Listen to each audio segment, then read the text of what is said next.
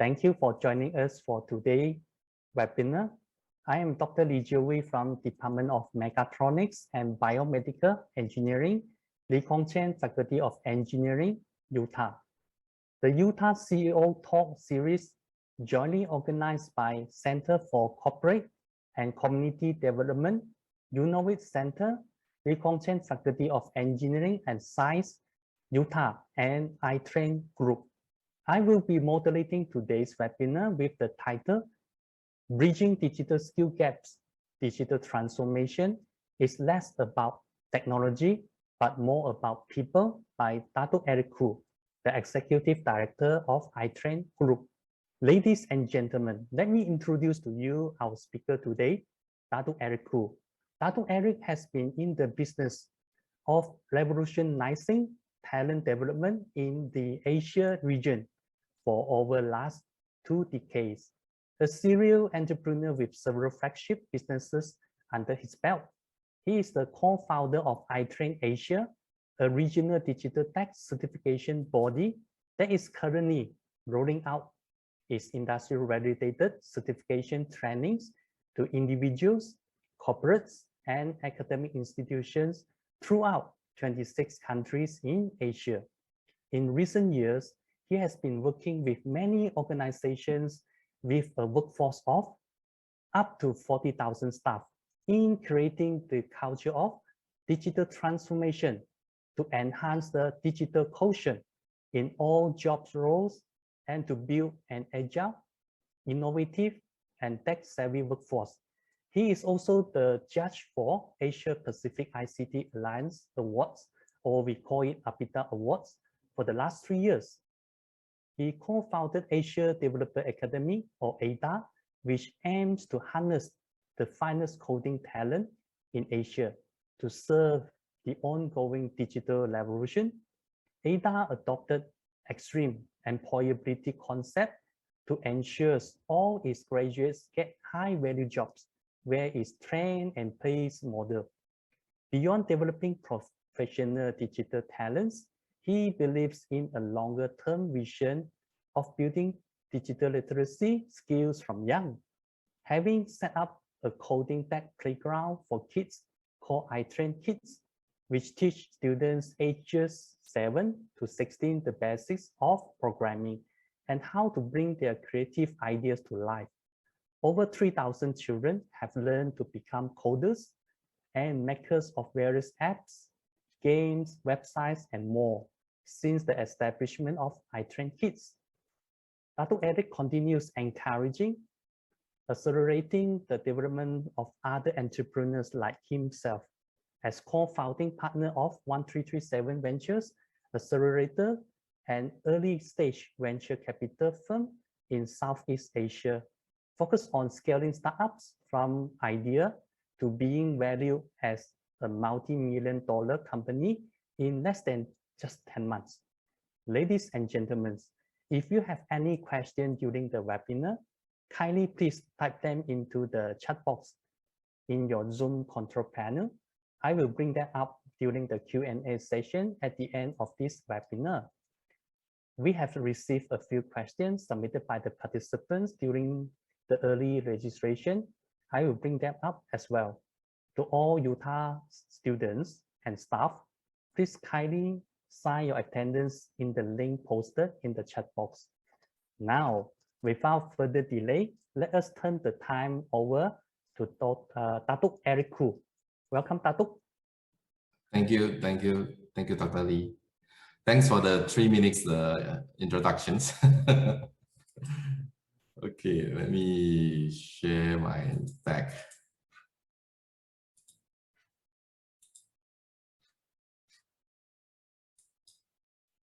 Okay, oh, you can see my deck.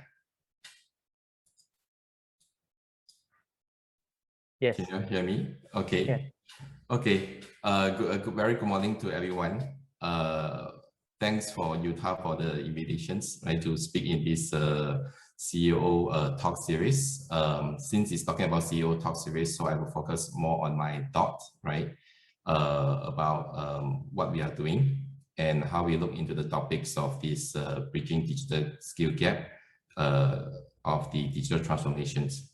So of course, here I have the same thought, which is also agree about like the digital transformation is less about technology, but more about people, based on the almost 17 years of we are running this business, right? Okay, before we start, I think as usual, I think we have some students here. So we try to define what is the digital transformation and why, right? So you understand the context, and we then look into the why people are very important in the digital transformation. So I think, excuse me, digital transformations, right? Most of the time, I think a lot of you hear about like digital transformations. It's just a word by itself, right? Maybe some of you have heard about digitalizations, and some of you heard about digitalizations, right? Actually, there's a huge difference, right? If you want to look into the stages of digital transformations.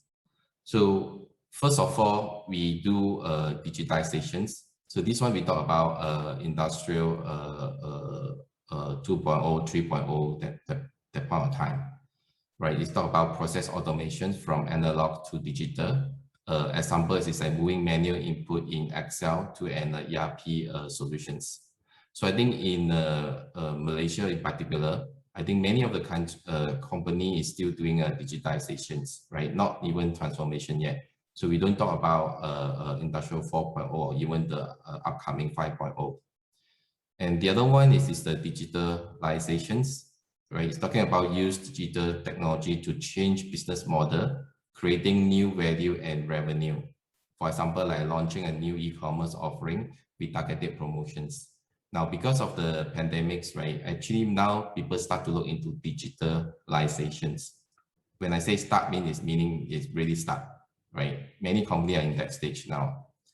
And of course, if you want to really look into what is the meaning of digital transformations, it's a fundamental change in leadership, culture, mindset, and digital at the core, enabling speed to value delivery of new product and services that customer love, right? And the example is a cross-functional team running concurrent customer-centric experiment, making data-driven decision, and launching every few weeks.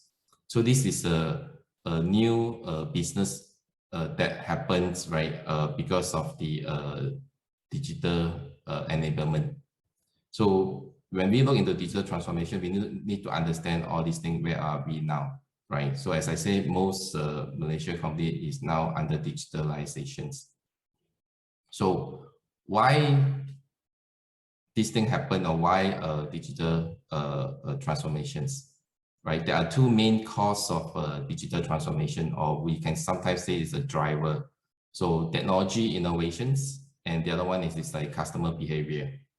So look at this technology innovations diagram, right? This is by friend Diana, is a futurist. You can see our technology innovation. Internet is just a start.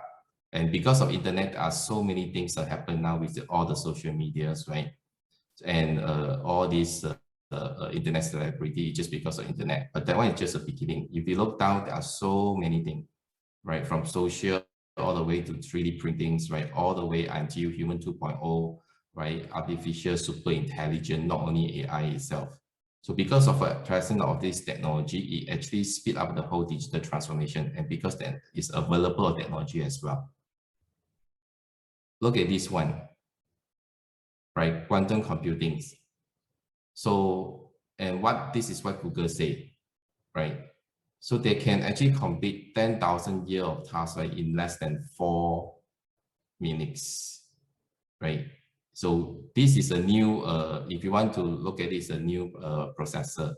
So now we actually have our own, the processor in all the computer, but when you actually move on to the quantum computer, and the speed of the processing is very fast. Now, all of you can think about it. It's like, if you have so fast computer, what you can do, right? In the past, you need 10,000 years to finish one task, but now in 4 minutes, right? So this is also an innovation of technology. Now look at this. What is this? I think many of you would think it's like, okay, this is the projector, but let me show you what exactly these are.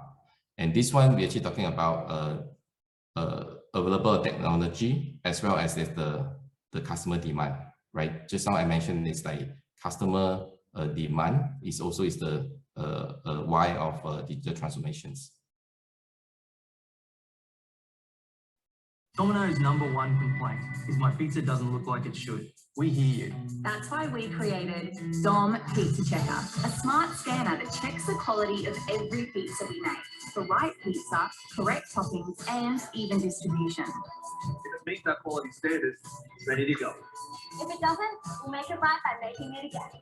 Test us today with any large pizza, including premium, from just $15 delivered. Because at Domino's, we're hungry to be better. Okay, I think you can see this one. It's because of customer complaint that the pizza is all come with the different size, or sometimes come with different the portion of the ingredients. So that's why Domino came up with this technology. It's just a very simple technology, right? It's just a camera, but you need to actually implement machine learning and AI in it, so that it can actually analyze to make sure that every time the pizza, before it delivered to the customer, you have the right portions of the ingredients, right? And the same size. It's just as simple as that, right? So who actually lead the digital transformation? So we look into the technology and then the customer demand that cause the digital transformations, but who lead this digital transformation in a company, right? Is it CTO, CEO, CMO? Or actually now a lot of people say it's COVID-19, right? Why COVID-19? You look at this one, right? This is Satya, the CEO of Microsoft. So in 2 years ago, he actually mentions in one of the conference that like Microsoft saw 2 years of digital transformation in 2 months. This is how fast the digital transformation is happening in the world, right? Because of COVID-19 that caused everything need to be online.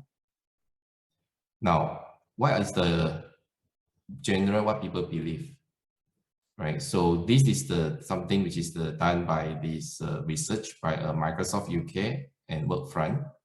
You can see these situations, right? Percentage of business owners who believe their current business model will cease to exist in 5 years versus those who believe they will survive in the digital disruptions. You see 41%, right, of the business leader think their business will be cease to exist if they really don't transform itself. And only 8% think they will survive based on the current digital platform they have.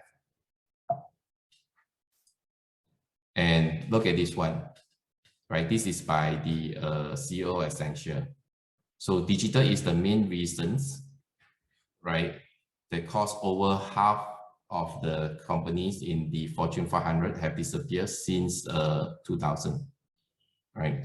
So this is how serious it is, right? If you don't transform, you will be disappeared. And if you really transform, what will happen, right? I think many of you heard about GE, and then you got Fox here, and as well as this P&G, all feel as the digital transformations. And 2/3 of the business recognize their company must digitalize. This is for sure. And then GE, Ford, and other major players, right? They pour 1.3 trillion into transformations, and 70% of which 900 billion was wasted, right? And the biggest reasons failure to effective communications of their goal, strategy, purpose, and outlook up to their employee or with their employees. So again, you look at this, right? The main cause of this is the people, right? So this one go back to our topic is like digital transformations is not pure about technology. How do you get your people ready? So in this section is like I want to share our thought, right? It's like after all these years, right, we are running trainings for so many companies, right, from small company up to 40,000 of a size of the company. So what are we think about, like what should we do in order to actually make this more success? Again, another chart to show right, the challenge to meet the digital priorities. And you can see here, right, what is the issue that faced by all the digital transformations, right? You can see number one is the culture behavior challenge and lack of understanding of digital trend and lack of talent of digital. All the top three reasons is all related to people. And some of you might see this one. 65% is by World Economic Forum. 65% of the children entering primary school will ultimately end up working in a completely new job that doesn't exist yet. So because of this, it's like, what are the things that you need to teach your kids now, right? This is something that we need to think about. So now, since this is, right, from our view, right? So just a quick introduction about organizations, right? So iTrain Asia is based in Singapore. We are one of the top digital skills certifications body and a digital technology training provider. So we provide digital capabilities building for organizations as well as individuals. We established since 2005. This is where we are. So we cover about 26 countries now in Asia in particular. We have ecosystems, right? As what Dr. Lee mentions right earlier, what we do, right? From the kids, right, to a kind of vocational program. And for this employee upskilling, reskilling, we have our own certifications and exam. And at the end of the day, not everyone that we train, they want to venture into a job, right? Some of them want to venture into startup. That's why we built established 1237. It's a venture capital as well as a technology accelerator to help people to venture into the startup itself. Now, what is our short-term strategy? Or rather than we call it a near-term, right? In terms of like getting people ready for the digital transformations. So one of the things that we are doing, right? We in the industry, it's not only in Malaysia because I've been traveling around, right, to see what happens, right, in other countries, how to help them in terms of digital transformations. So we see all the countries, including Singapore, right, we all actually having an issue of like lack of digital talent, and then the university are not produced fast enough due to the change, especially now due to the huge demand of digital talents because of the digital transformations. I think all of you can see just now is because of pandemics, it speed up the whole thing almost 10 times, right? So one of the things that we do is like on the upskilling, reskilling women, right, into tech. And since the AI is one of the things, technology, which is most demanding now, like what you see in the domino use case just now, is also need to use AI and machine learning, right? So we have this program partnered with Microsoft to actually upskill and reskill the women into the tech industry. It doesn't matter they are undergrad, graduate, or even a working professional. So in the last 12 months, we actually managed to reskill up to 1,500. And we cover the whole Asia Pacific, not only in Malaysia. Now, what we do for this one is like, after we upskill, reskill this woman, and then they get a very good outcome, which is working in the tech world, as well in the very good jobs. So we actually working with Microsoft to come up with these case studies, right? Or sometimes it can be a white paper. So this one is why we do this, because we want to encourage more women to go into the tech industry, as well as like, because they see this, they want to study STEM or STEAMs in their tertiary studies. So this is one of the way or faster way, what we call the short-term solutions, right? To fill up the gap of digital talents in the region as well in the world, right? We want to get more women to involve into the digital space and to tell them that like you can do it. Because why? Based on research, right? There's only 5% of ladies study computer science, right? Out of the whole world, right? That means it's the 95% is men.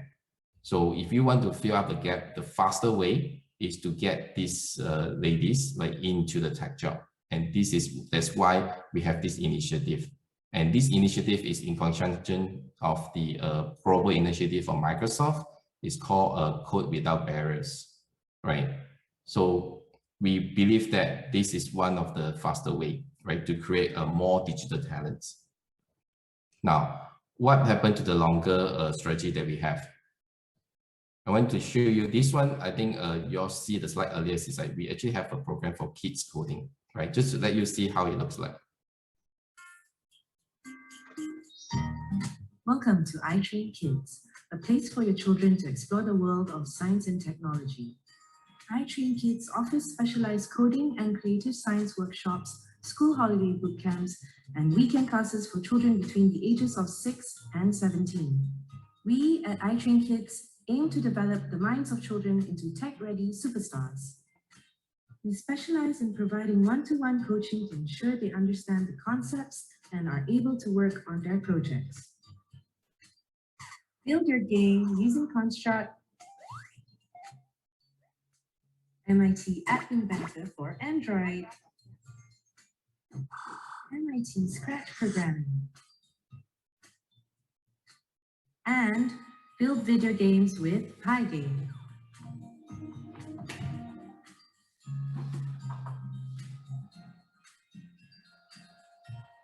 We learned how to program blocks and write in questions and change our costume for our sprite. We are located in one of the largest malls in Malaysia, Wanatama Shopping Center. Feel free to drop by for a trial class or get in touch with us for a free virtual trial class. By introducing children early on to programming in a fun and enriching environment, they won't just learn to code, but also code to learn. Open new doors of coding with iTrain Kids. So now, why we call this is a long-term strategy, right? Because it's like it takes a long time for the kids, right, as young as 3 years old. So we have program for kids as young as 3 years old to learn about coding. Of course, it's on algorithm and logic, right?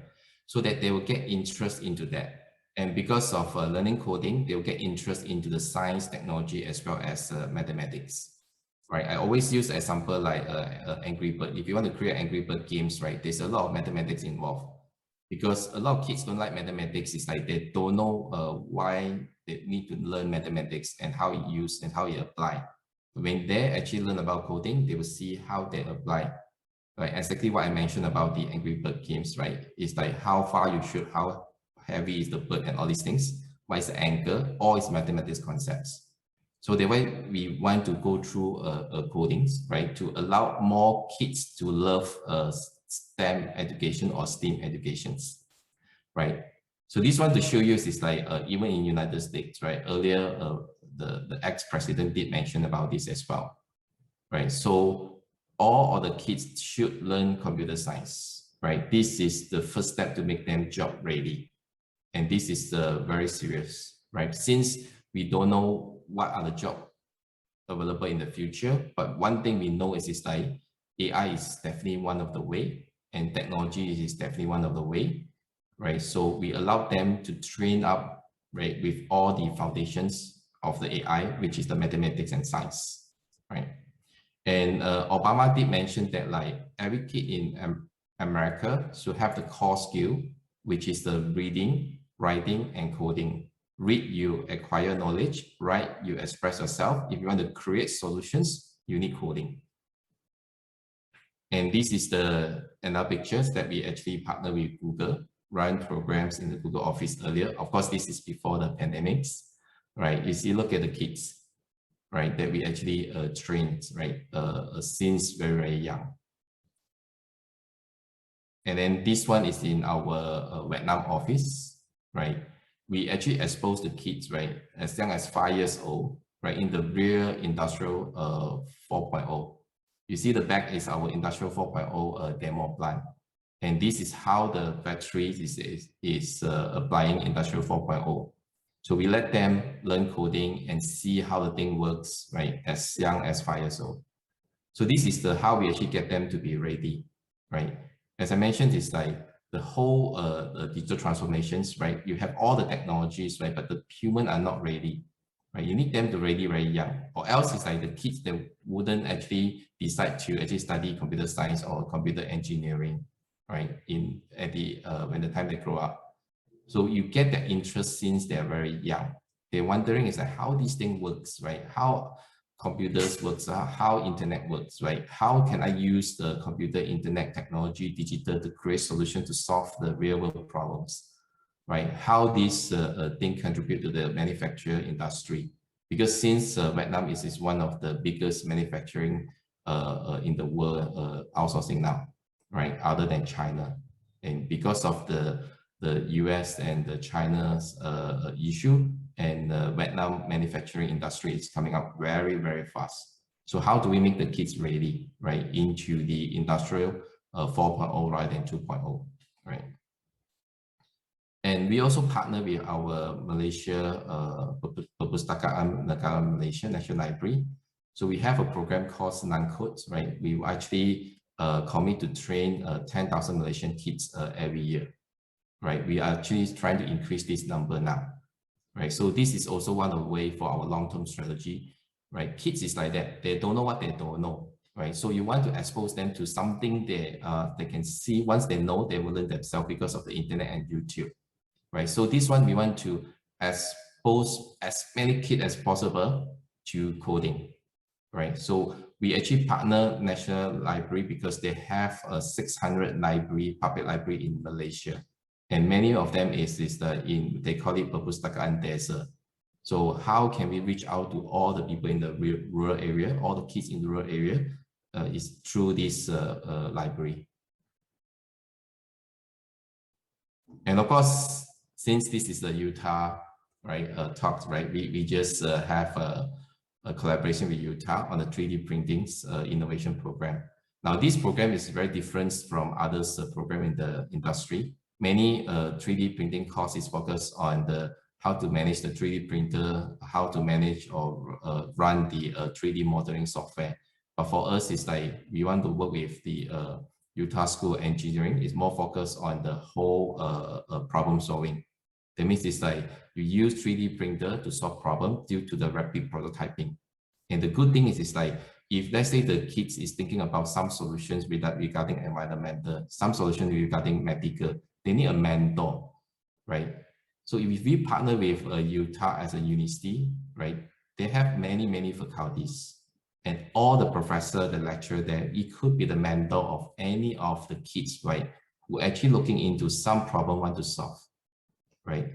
So this one I always say is a very beautiful marriage, right, between iTrain Kid and Utah. So we enable the kid itself, right, to start to think about like how to solve a problem with the 3D printer. And we have a whole bunch of expert or subject matter expert from Utah itself. And just lately, we just run a national program, right? This is under the Malaysian government. We actually represent Microsoft for this Technic launch. And this one, we actually target to upskill, reskill 1 million Malaysia kids and youth from the age of 7 years old up to 30 years old. Right? Again, this is very focused on human and people. We want to get the people ready. So this one, we have a target of 1 million, right? And this is run under the Ministry of Science and Technology, mostly. The other things that we do is like, we think of like, how do we reach out to more kids, right? To get them more ready, right? As a long-term strategy. We partner with Teach for Malaysia. And what we do for this one is like, we provide a complimentary or free coding programs to all these teachers under the Teach for Malaysia, so that they have the skill to actually teach their students, right, back into the place they're teaching. Especially most of them are in the rural area. You see a lot of program is been running in the city, right? Even the government of Malaysia is always asking us, how can we reach out to all the rest of the kids? Because it's like, it need to be fair and ready for all the kids. It's not only like the city kids that have the chance to change their life because of the whole digital transformations. We need every kid in Malaysia able to exposed to coding. So that's why we partner with National Library as well as the Teach for Malaysia, so that we have a lot of teachers, right, being trained through the train the trainer programs, and we can actually reach out to any part of Malaysia, because the teacher in code Teach for Malaysia is deployed everywhere in Malaysia, especially all the rural area. And if we have the locations, the library, public library over the particular rural area, and we have a teacher from Teach for Malaysia, it's a perfect match already. And one more thing is like, we cannot forget the underprivileged group as well. So we have programs which is for the refugees and the disabled school. In Malaysia, we call it the Sekolah Khas. And this group of the kids, they are deaf and dumb, right? So we think of like, we cannot leave out these kids. And according to United Nations, right, there are 10% of disabled people in Malaysia in all kind of disability. So they are also a talent. So if we talk about the fill up the digital gap, right, in terms of talents, right, we get the women into it, we get kids into it, but we cannot forget about the 10% of these kids as well, or these people as well, right? And due to the industrial 4.0 and digital transformations, many of the factory has been automated. And when I talk to the principal of the school, right, he actually tell me like, no matter how many things these kids study, they can study until finish the secondary school, finish the university, but they will end up in the factory, right? How easy to understand that, like, especially for all of you now is working, is like, do you have a colleague which is disabled? Normally we don't call disabled, we call it special kids, right? So you hardly can see, but where they are, they're actually in the factory. According to the principal, they work in the factory, right? They do packing, unpacking, because they can't actually mix with the society. So if you now pushing digital transformation and the industrial 4.0, they don't even have job in the factory anymore, because it's all replaced by robot. So, but what we want to do for these kids? So we want to teach them coding to create a high value job for them, because to do coding is like, you don't need to see people. You can get job as a freelancer. There are many platforms you can do that, like for example, freelance.com or freelancer.com or outpost.com. What they do is like, they just need to, we teach them to receive jobs online, and all the job communication is through email. They don't need to speak to them. They don't need to hear anything, right? Then they can get a very high value job. And this group of people also contribute to the whole digital transformation talent, right? And to be honest, these kids are very smart. Many of them are very smart. And when we run the program, we discover they are 50% faster than the normal kids, right? Because in their special situations. Now here, I just share quick videos and how we run the class, but I hope that like we don't distribute the videos, right? Even we have a recording here, because it's still because of the privacy of them. So this is how we run the class. We need the assistance from their teachers because of the sign language that we need to use. High background.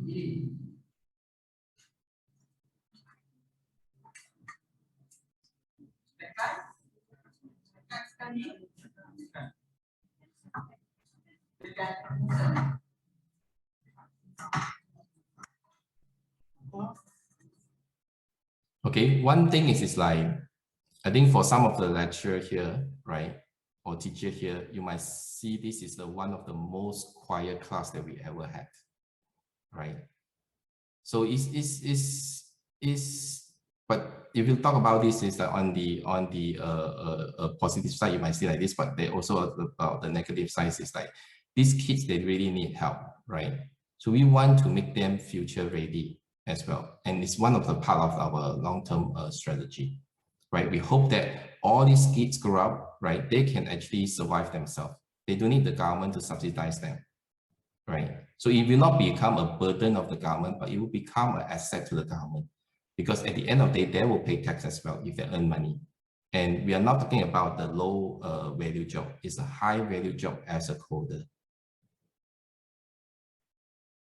So in a nutshell, because we know that people are so important, we came up with some framework to actually guide our whole implementations of our kids' educations, right? We call it a survival quotient, right? People, I'm sure you heard about the what you call this, the IQ, right? And then after that, people talk about EQ, and then people talk about DQ, digital quotients, right? And before that, people talk about LQ, learning quotients, right? And some people say it's the love quotients. But we are the one who came up with the survival quotient after years of running education program, right, for kids all the ways to adult. And this is the framework that we came out. So all our course developed around this framework. So when people came to our program, it's just a normal coding class, but the way you teach is make a difference. The way you run the assignment, the way you run the project is make a difference, right? So that's why until today, we don't actually believe kids can do self-learning when they are young, below 12 years old. In fact, a lot of neuroscientists actually came up with a report to mention that like kids is better to be coached or mentor when they are young, especially below 12 years old. So we run our program with trainer because they want to learn from adult. So you see survival skill, we have computer language capability, analytical, semantic, empathy, creative, emotional, cognitive, deep perception, and mental strength. And this, our content is all developed around that. And if you want to see the program that we are running, right, you have coding, STEAM education, design thinking, emotional intelligence, insightfulness, mental resilience. So that's why we have kids to do group discussions and presentations, projects, right? And our partnership with Utah on the 3D printing is exactly also adhere with the things that we have here, because we want the kids to be a problem solver, not a tools user, right? You learn computer technology, right? Not by using it, but we want to make use of it to solve a problem that they are facing. And you see the kids that we're teaching, especially the special kids, right? They know their own problem. We don't know their problems. So we want them to solve their own problem as well, same time contribute to the whole digital economy. Right? Now, almost come to the end. So just want to share this slide. I've been sharing it in many occasions when I speak in Korea, in Sri Lanka, right? In other countries like Thailand or even Vietnam, right? So 20 ways to achieve digital transformations. You can see most of it, no matter what you say, is linked to people, right? People are the one which is behind everything. Number one is mindset, right? You can see just now I share like GE, right? They spend so much money, the whole thing also failed.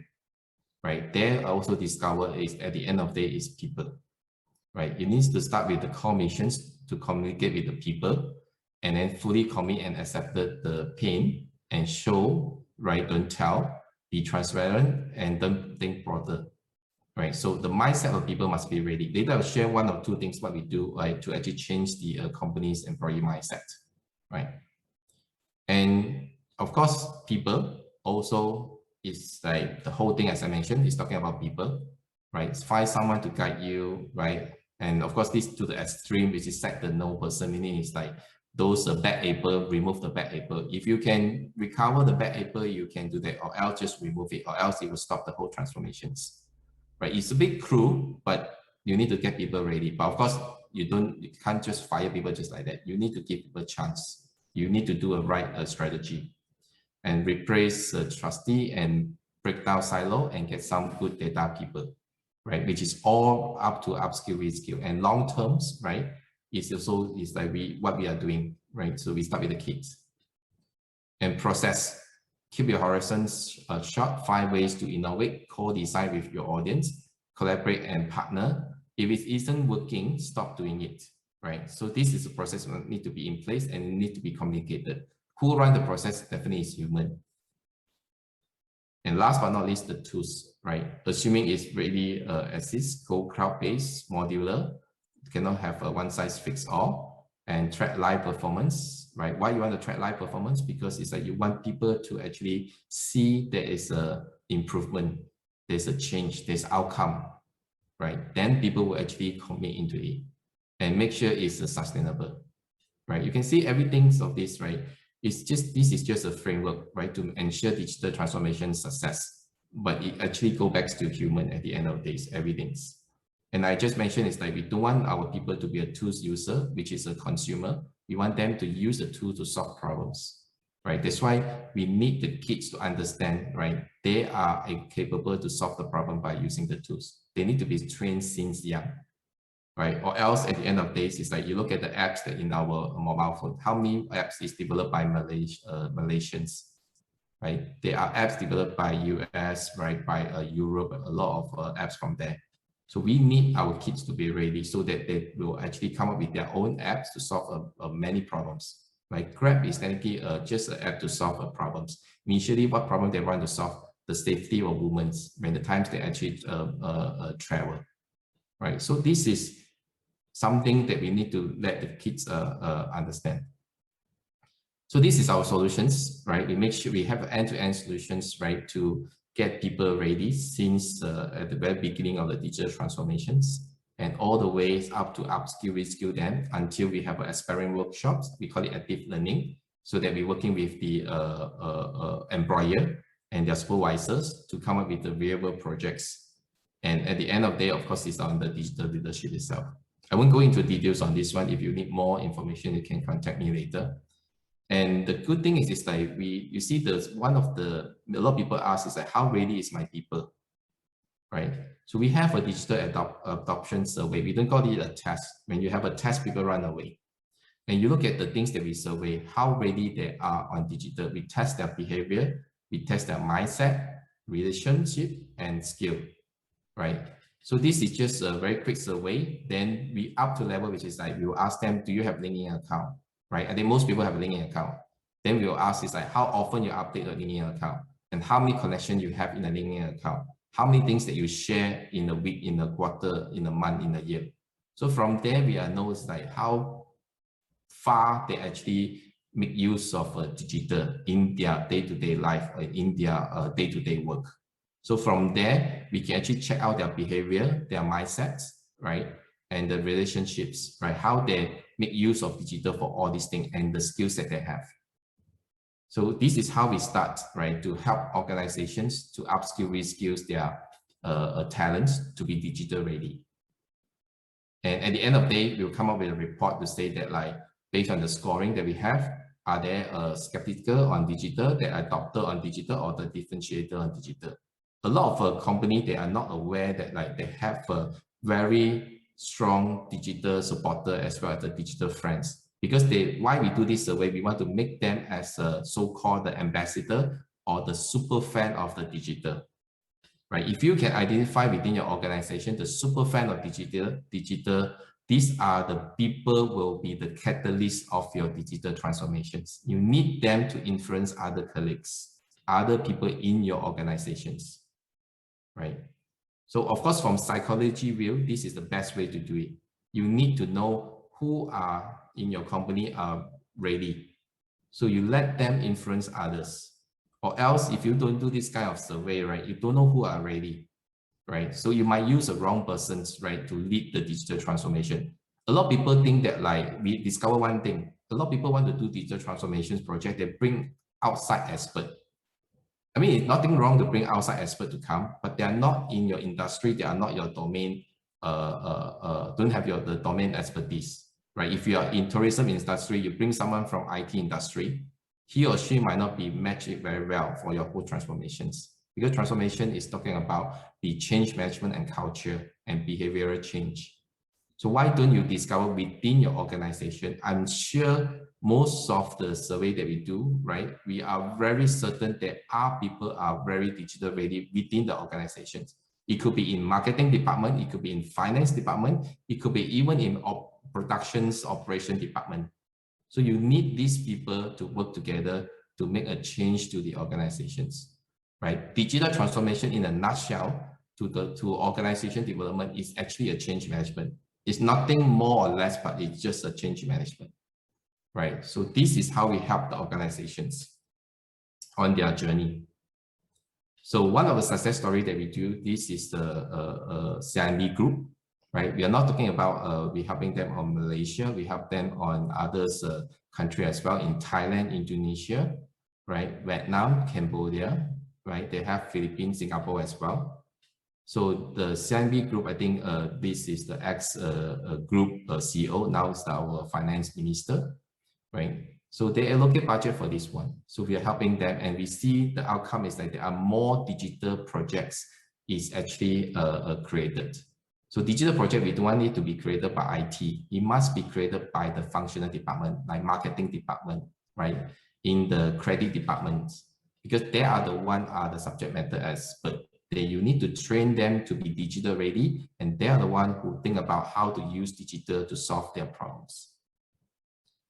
So this is one last thing I want to share before we go to the Q&A sessions, right? It's almost 45 minutes now. We have about 15 minutes Q&A. So this is the issue that we are seeing when we do this project for so many organizations, right? Very big organizations, right? We even do project for school, universities, and so on, right? So we found this problem, right? Learn easy, unlearn very difficult. If you don't unlearn, how you want to relearn, right? We want to do this is like every time we talk to the L&D department, we talk about the employee engagement department, all these things. We have to put in the mindset that like people have to understand, right? If those things that you learn is no longer relevant, you have to fast unlearn and relearn. And a lot of people, the transformations fail, right? If we talk about, we know it's people issue, right? And now what is the real issue within the people is like they cannot unlearn. They just don't know how to unlearn. They think the earlier things they have been doing for 10 years, 20 years is working well. It's like, why I want to change, right? So if you don't instill this concept to allow them to understand unlearn is the way, they don't relearn. At the end of this, it's like whatever transformations things you do, don't talk about only to digital, right? It will fail, right? So this is the last things that I want to share with all the audience, right? So now to do this is always easy to say and done, but we need a lot of effort, right? On the L&D level. So now, just now I asked everyone is like, who did the digital transformations, right? Of course, I make a joke of COVID-19, but the one that after all these years, we're working with the company, actually L&D and organization development play a very, very important role. Because if you talk about people, they are the one who actually involved in upskilling, reskilling, change the mindset, behavior, character of the people within the organizations.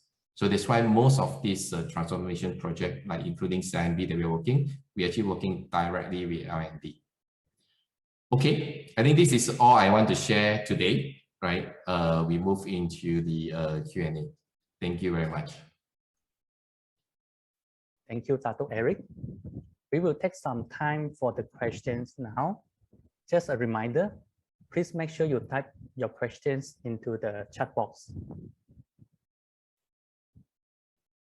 Yeah, for the first question as posted by the participants during the registration. Dr. Eric, how does the digital impact during the COVID-19 pandemic? This is an interesting question. Yeah, I think just now I also mentioned a bit because this pandemic is it just happened just like that, and many of the organizations, they don't have a proper business continuity planning. Don't talk about organization, even governments, many country government also are not ready. No one would think of like they will have a global lockdown just like that, right? Every economy is stopped, right? So some company, like even like our company, like our own company, we don't face the issue because when we do things is like we always online. We have all our database or all our HR systems, right? It's already online. So for us to switch to remote working is no issue because before that, people already doing remote working, right? We're always ready. But some of the organizations, like all their files, their documents, their things is all in office, but they cannot go office, then the whole job will stop. Now, this is where people start thinking about is like, right, internet is the way to go, which is digital is the way to go. and it speed up the whole things. And after that 2-3 months of lockdown, when there is a windows, people can go back to office. And then this is where everyone is jump into digitalization, not digital transformations. It's digitizations and digitalization first, right? They're just not ready to get to do business online, but they need to actually run a business with digital. So this is the impact, as I mentioned just now, the one on the slide on Satya, right, which is the CEO of Microsoft, right? You can see, they can see the 2 years of transformation in 2 months. This is how fast. And that part of time, I think you all realize is like you cannot even find a tablet, you cannot even buy a notebook, right? Because it's all been sold off, right? Everyone also want to buy, especially also you buy it for the kids to have a class online and all these things. Right, so this is the change that we see, and will these things will sustain? I think the answer is yes, it definitely will be sustained. Even though you talk about education, our Ministry of Education really mentions in future we want to go for hybrid, meaning it's like all the digital solution they invested and all the devices that we bought with the students, right? We want to continue using it, and Ministry of Education also come with all the digital books now, right? So students can actually use digital book in the class, not necessarily have to bring their physical books, right? This is already allowed in the Ministry of Education. So this is the impact that we can see. And of course, in the past, it's like people will never trust digital. They don't know how digital can help them. But now many organizations can see actually digital is not that difficult, and things is get faster, easy to coordinate, right? People can work anywhere, don't worry about it and all the disease and all these things.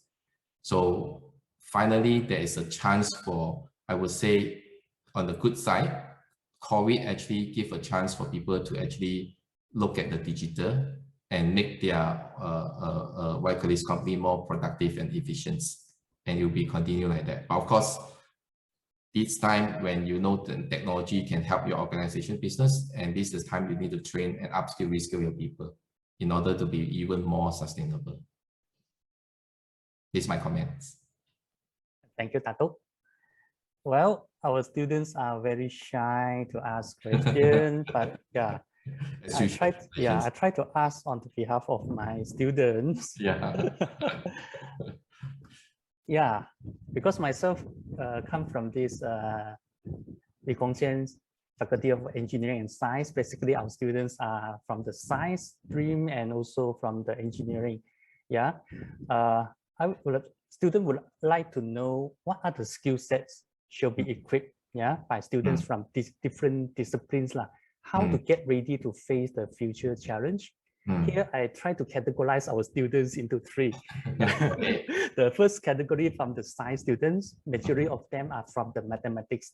For information, we have the actuary science, the financial mathematics. Well, they have learned Python, as I understand.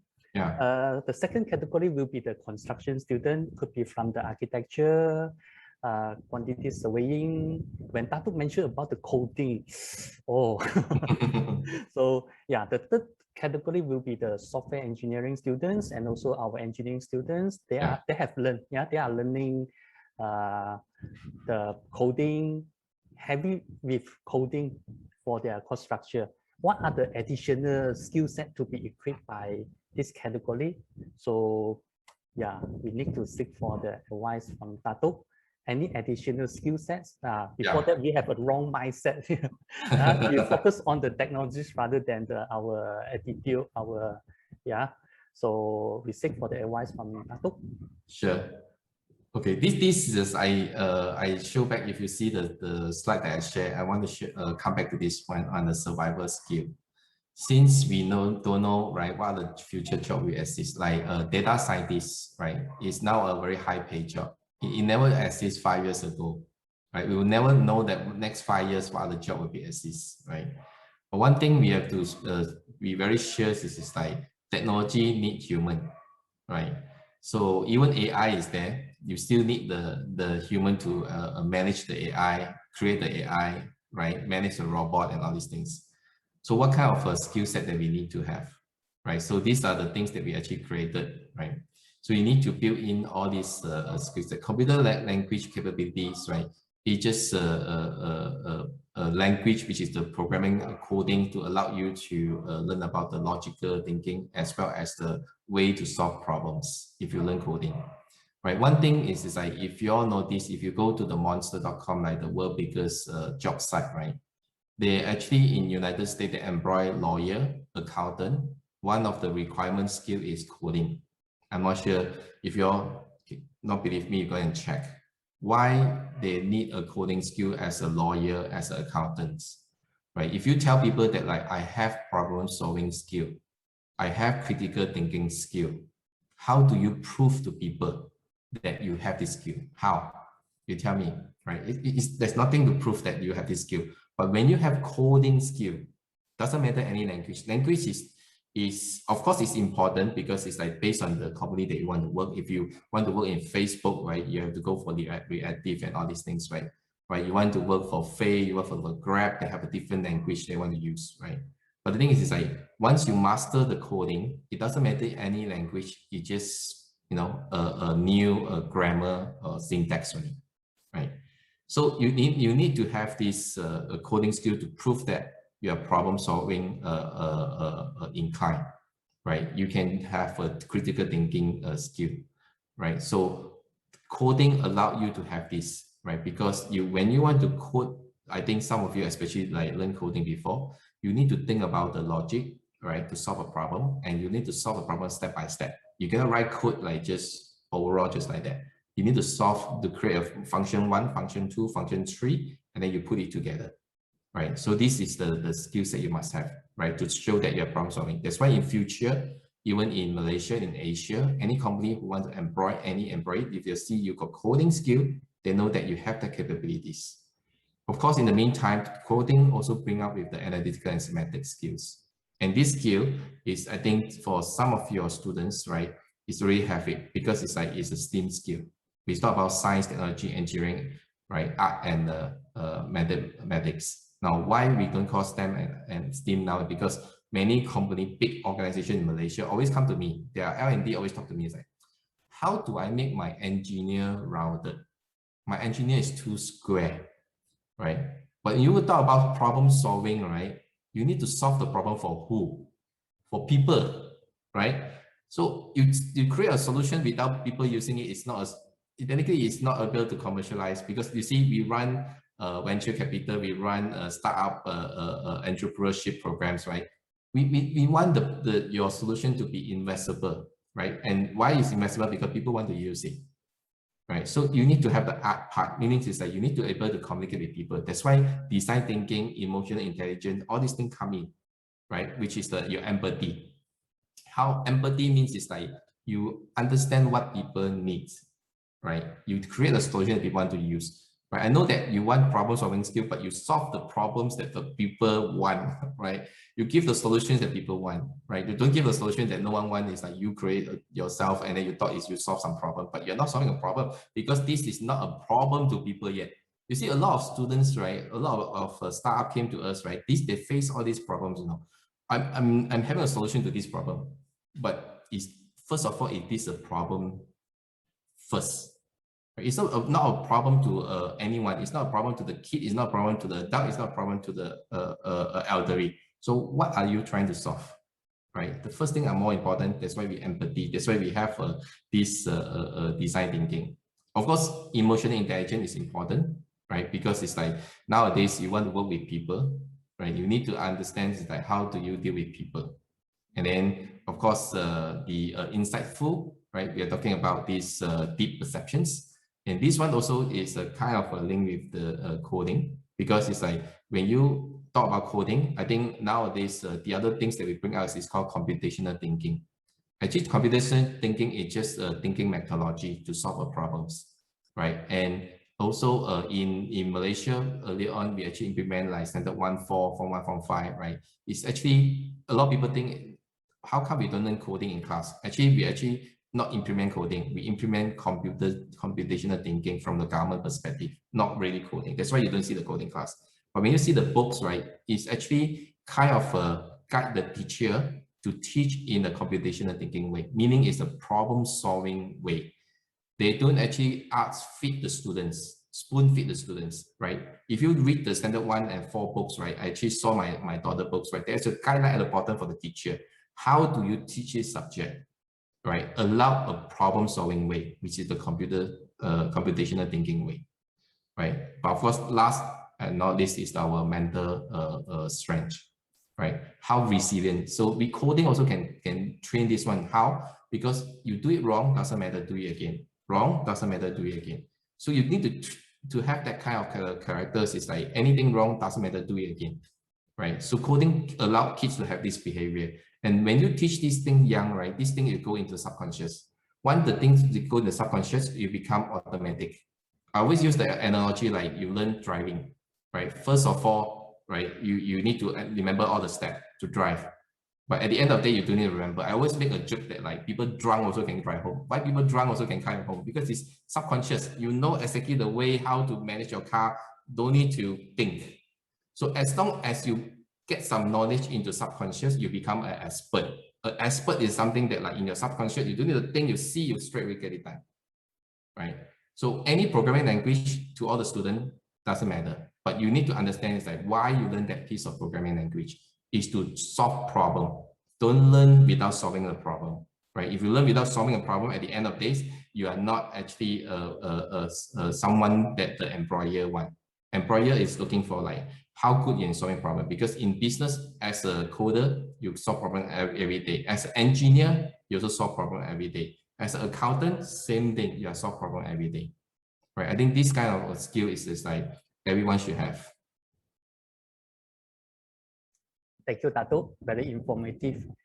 We have the next question from Lucas. Hi, Dato. What programming language do you recommend to the most for us to learn?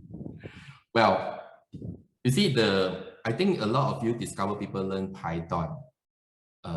Why Python nowadays, right? Because nowadays all the programming language is very human language like.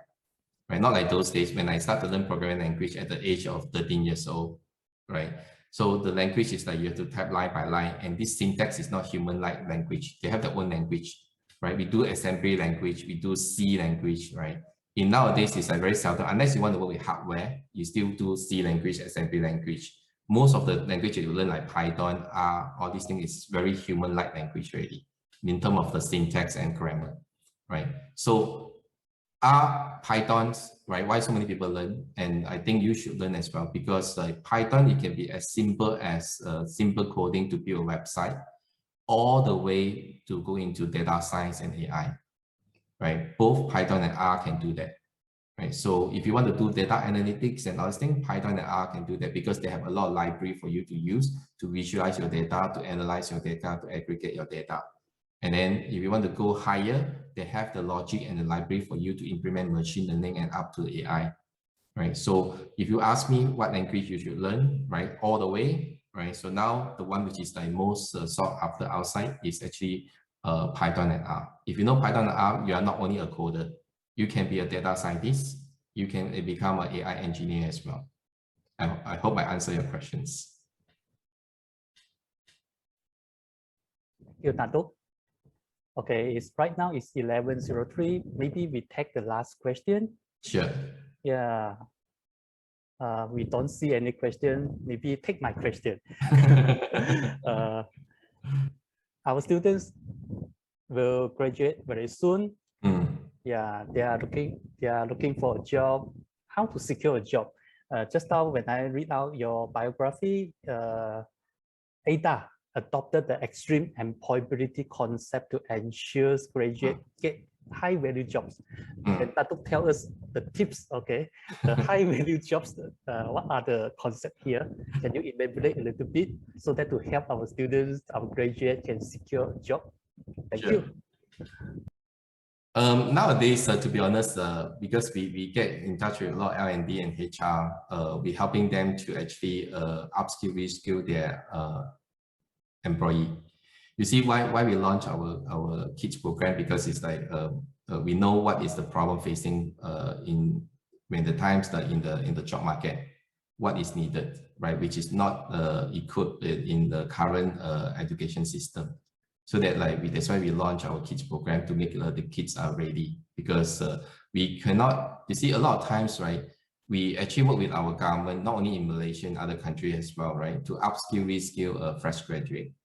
I always tell in the talk or even in the press interview that we do so for so many years, right? We actually make a lot of university students as a super user of the tools, AI tools, data science tools, and all these things. We try our level best to make them as a creator. But if you do not have a strong mathematics and science, right, you just can't solve a problem. It means it's like you can't be a creator. I always give another example is that you build a bridge on the sea level area and you build a bridge on top of the mountains, right? Without that strong mathematics and science knowledge, right, you can't build a bridge, because you think the way how you build a bridge on the mountain and the sea level is the same, right? But you have a gravity, you got wind, you got so many things different. The whole calculation is different as well, right? So now how do we make it extreme employability? It's like we actually create a program which is like what the industry want. We partner with industry. So we partner with the employer to come up with a program. Like lately, we just have another program with Faith. I'm sure all the students here heard about Faith, right? Right, they're just a payment solutions, right? So Faith, they actually partner with us, right? They want to recruit 100 people this year, right? So how do we run the program? It's like all the programs that we actually run is based on what they need. So technically, it's like all the people that we train, upskill, reskill, is during the program itself, when the time they do the assignments and the projects, right, it's actually the industrial project. So I would advise is like, I think like Utah have a lot of collaboration with the industry. This is the best way. And Utah have done all these things for you guys, because it's like the syllabus, the programs that they run is actually something the industry need. You see, a lot of times, right, industry always, many universities as you came to us, I don't want to tell the university name, right? They say all the industry come to them, give me your top 10 students, top 15 students, right?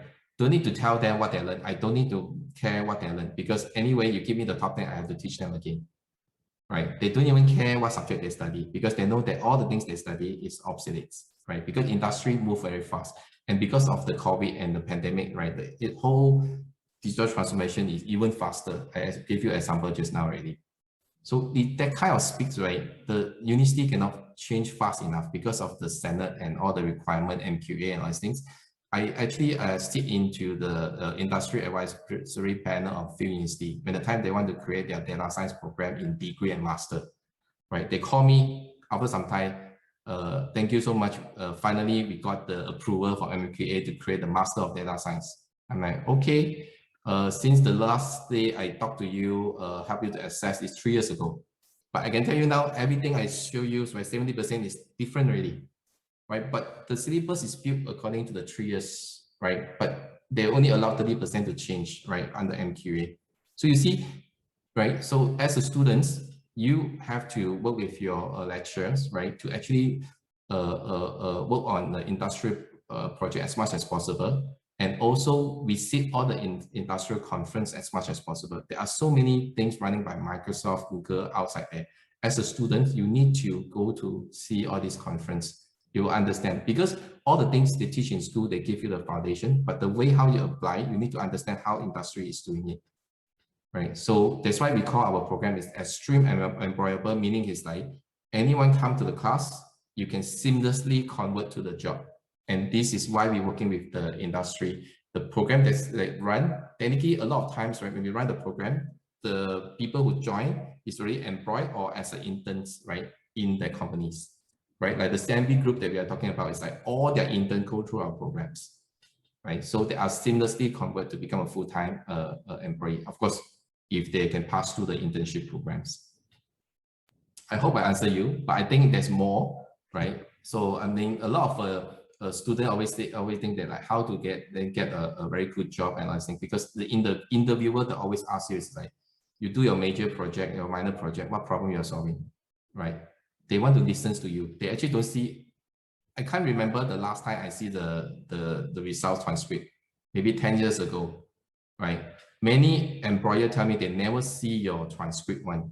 You trust me. Even they ask you to attach for the sake of the SOP, right, in their hiring process, but they will never see your transcript. They just ask you a few questions only. What project you do? What problem you solve? How you know about my organization? Do you know what my organization is solving? What problem my organization is solving? You don't even know what my problem that my organization is solving. You come and interview. That means it's like more or less you will get the job already, right? You need to do a bit survey on the company. What problem I'm solving, and you tell them it's like I solved this problem before, similar in my school projects, and then very high chance you'll get hired. Right? This is some of the tips. Thank you, Dato, for your tips. Yeah. I believe we have covered the Q&A session. We would like to take a group photos with everyone in this webinar. Ladies and gentlemen, please turn on your camera, yeah, and stand by for the photo session. Please turn on your camera. Everyone, please turn on your camera. Don't be shy. Thank you.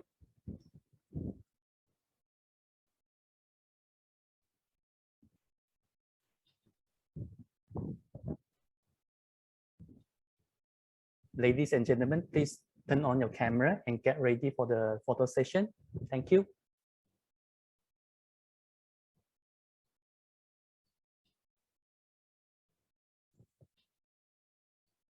Okay, everyone, ready, yeah?